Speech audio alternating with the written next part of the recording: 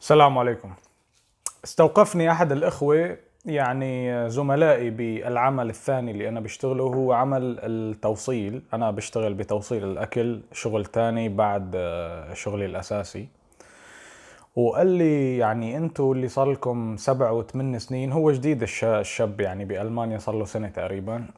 إنه أنتوا اللي صار لكم 7 و8 سنين، لو أنا مكانكم ما يعني بشتغل شغل تاني، وشو بدي بهالشغلة توصيل وما توصيل وكذا، ويعني خلص بركز على شغلي الأول وباخد راتب عالي.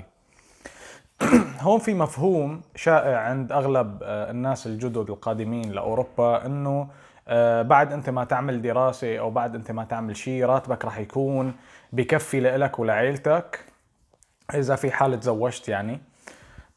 نحن عم نحكي عن الناس المتزوجين والناس اللي عندهم التزامات، وحتى في بعض العزاب رواتبهم ما بتكفيهم أساساً.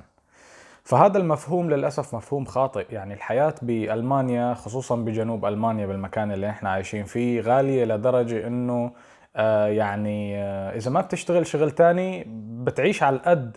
بس المشكلة بألمانيا انه كل فترة بتطلع لك شغلة، يعني ما بدي اقول لك فاجعة، بس بدي اقول لك انه شغلة تقتضي انه يكون معك مصاري كمان. فراتبك لحاله من الصعب جدا انك توفر منه اي شيء تحسبا لاي ازمه او تحسبا لاي شيء طارئ. لذلك يعني انا من لما مثلا انا هلا تقريبا من سنه ونص بشتغل شغل اضافي.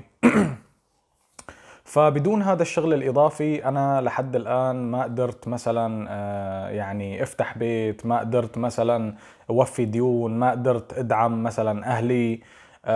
ما قدرت يعني اعمل اي شيء الا في حال انه انا كنت راصص على حالي كثير ومجمع مبلغ مثلا، فببعث للفقراء او ببعث لاهلي او ببعث للي هو يعني شغلات مثلا، مثل ما عم اقول لك يعني شغلات طارئة او شغلات عاجلة للتبرع وغيره.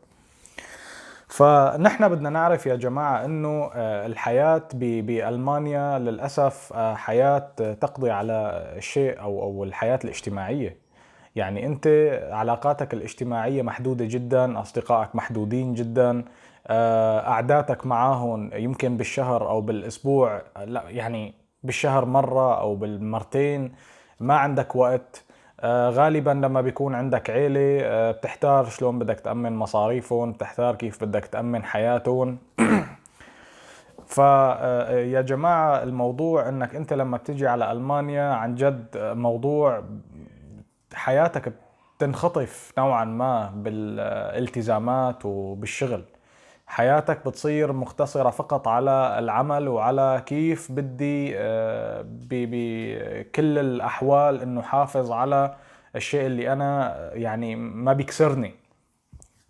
طبعا أيضا بدي نوه على نقطة، إنه أنت مع الوقت يعني أنت كشخص عايش بألمانيا، مثل لما بتجي ببداية حياتك هون غير لما بتمر السنين معك. يعني أنت سنة ورا سنة جودة حياتك ليبنس كواليتيت، الجودة تبع حياتك بتتغير. يعني بتصير مثلا قريب لحياة المجتمع المحيط فيك أو حياة الألمان، بتصير بتفكر كيف بدك تطلع إجازة، كيف بدك تروح عن نفسك من الضغط اللي أنت فيه. كيف بدك مثلا تغير بيتك، كيف بدك يعني تحسن مستوى حياتك. فهذا الشيء أنت سنة ورا سنة بيتغير. فإنسان قاعد بالكامب حاليا صعب عليه مثلا انه يشوف حياة شخص صار له عايش هون مثلا 9 أو 8 9 10 سنين. يعني بفكر انه اي لاجئ اجى لهون من زمان، فمعناته انه التزاماته وحياته واهتماماته بتضل مثل لما كان بالكامب. وهذا خطأ شائع جدا. يعني مثل ما قلنا حياتك ونظمك بتتغير كتير يعني مع مرور السنين. فلذلك انا عم لكم يعني انا بنصح انه خذ مثلا اجازة او مو اجازة، يعني هيك فترة راحة ببداية حياتك بألمانيا. حط حساباتك، اعمل خطة لحالك.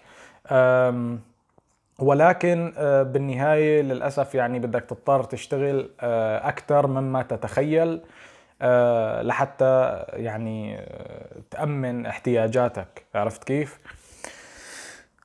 في ناس مثلا يعني ما مضطرين، الجوب سنتر عم يساعدهم. في ناس يعني ما قدرانين يشتغلوا، عندهم بعض الحالات الحرجة يعني انه اصابات او كذا. ولكن بشكل عام انت كشاب عادي يعني صعب جدا انك تعتمد على الدولة الا اذا كان عندك اولاد مثلا كتير، الله يخلي اولاد الجميع، او يعني انه اذا كان عندك مثلا اصابة. لذلك انا من هلا عم لكم يعني حاولوا كجدد بألمانيا انه تتعودوا على مفهوم الشغل الاكسترا. اذا ما كان راتبك عالي، يعني انا عم بحكي على الرواتب 2000 يورو مثلا او 2300 400. هون اذا اجار بيتك بجنوب المانيا مثلا او بشي بولاية غالية، اذا اجار بيتك 1000 يورو مثل بيتي انا اجاره 1200 يورو، يعني ما في بيوت للاسف يعني ف يعني بدك تضطر انك تشتغل شغل اضافي لا محالة. والحياة يعني عم تغلى للأسف يوم بعد يوم. السنة الماضية مثلا 2022 كنا ناخد سلة عرباية كاملة من مراكز التسوق مثلا ب 30 40 يورو، اليوم بدك تدفع لها 70 80 يورو. فقس على ذلك كل شيء بالحياة يعني. نعم. يعطيكم العافية جميعا، وعذرا على الانقطاع كالعادة. تحياتي للجميع، السلام عليكم.